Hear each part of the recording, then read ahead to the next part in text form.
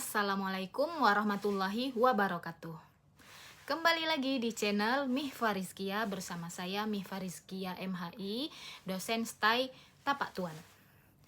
Di kesempatan kali ini saya ingin membahas dan memberikan ide judul skripsi lagi untuk Prodi Hukum Keluarga Islam. Ide judul skripsi kali ini yaitu tentang dinamika mahar dalam transisi sosial di Aceh.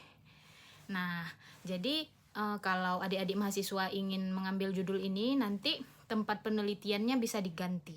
Jadi judulnya jadi begini, dinamika mahar dalam transisi sosial, studi kasus di Gampong bla bla bla, kecamatan bla bla bla misalnya.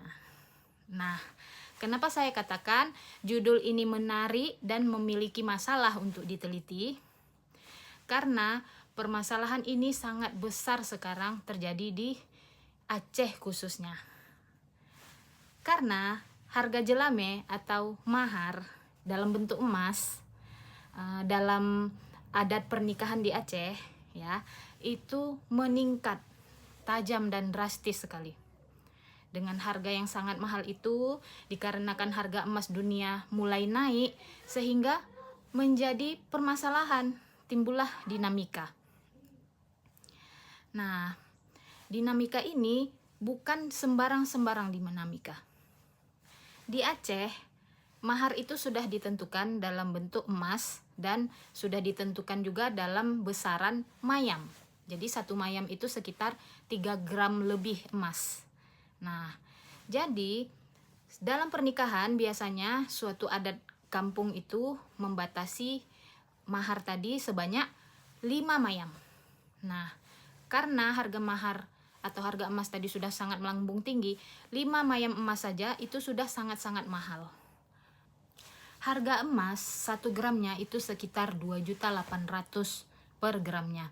Jadi satu mayam dikalikanlah 2.800.000 dikali 3 lebih sedikit.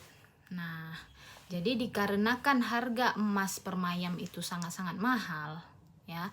Jadi ada terdengar kabar atau dinamika di masyarakat bahwa orang menikah itu diperberat, orang menikah itu jadi dipersulit.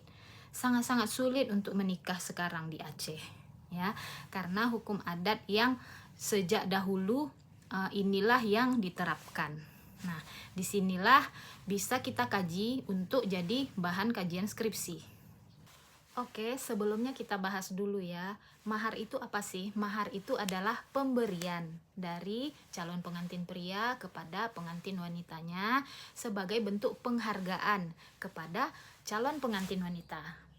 Nah, dalam tradisi Islam sendiri, mahar ini segala sesuatu yang dianggap berharga boleh diberikan. Tidak hanya dalam bentuk emas, boleh dalam bentuk uang atau benda-benda berharga. Dalam tradisi Islam sendiri, mahar tidak hanya dalam bentuk emas, bisa juga dalam bentuk uang atau dalam bentuk barang berharga lainnya.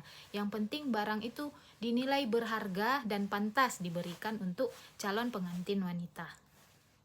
Oke, langsung saja kita bahas rumusan masalahnya. Rumusan masalah yang pertama yaitu bagaimana standarisasi pemberian mahar di tengah fluktuasi nilai ekonomi di Aceh.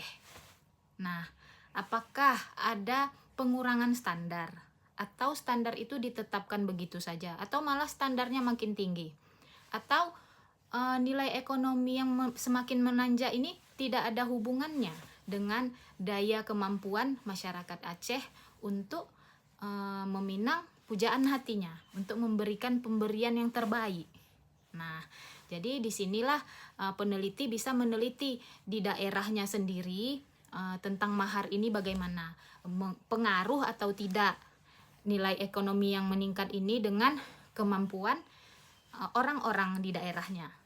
Lalu rumusan masalah yang kedua, bagaimana keseimbangan dan transisi sosial yang dilakukan oleh pemerintah setempat dalam menangani hal ini. Apakah ada disesuaikan dengan keadaan yang semakin berat ataukah bagaimana? Disinilah peneliti bisa mencari tahu dan melakukan penelitian tentang hal ini di daerahnya masing-masing. terkhusus daerah yang hukum adat pernikahannya itu menggunakan emas. Menurut saya judul ini sangat cocok sekali dibahas sekarang karena ini adalah isu terbaru, ya, khususnya di daerah Aceh atau di daerah lain yang menggunakan emas sebagai mahar, ya, dalam bentuk hukum adatnya. Dan di setiap daerah mungkin akan berbeda-beda kasusnya, berbeda-beda hasil penelitiannya. Maka topik ini bisa diterapkan, ya, dan menyesuaikan tempat penelitian masing-masing. Oke, sekian dulu video hari ini tentang skripsi tentang mahar di Aceh. Semoga pembahasan ini bermanfaat untuk mahasiswa khususnya prodi Hukum Keluarga Islam. Akhirul kata, terima kasih sudah menonton, semoga bermanfaat. Jangan lupa like, klik tombol subscribe dan share video ini kepada rekan-rekan lain yang mungkin membutuhkan video ini. Akhirul kata, wabillahi taufiq wal hidayah. Wassalamualaikum warahmatullahi wabarakatuh.